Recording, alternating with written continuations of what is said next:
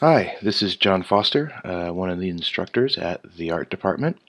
It's a quick talk about composition and not so much how to make great composition, but more just the importance of it. And for me, it's the foundation of all artwork, it doesn't have to be a bit of action, or it doesn't have to be a narrative scene. Composition in abstract work is important, or all work is important. Composition is the fundamentals of how the basic beginning of moving the eye around in a composition. And so I always start with thumbnails, with the sketches and very simple shapes and forms.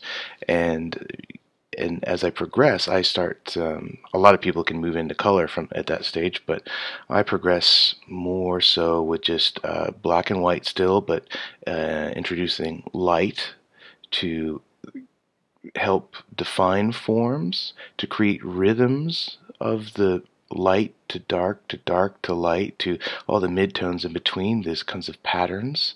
It's a little bit like music, and I like seeing it in its stark form, which is just in the black and white. It's easier for me to read. It's getting rid of the variable of color and saturation and harmonies. And I have an easier time seeing whether I'm making something that is working or not.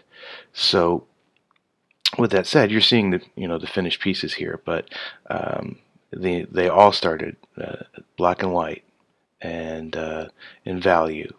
First with line, just placing shapes and scale and size.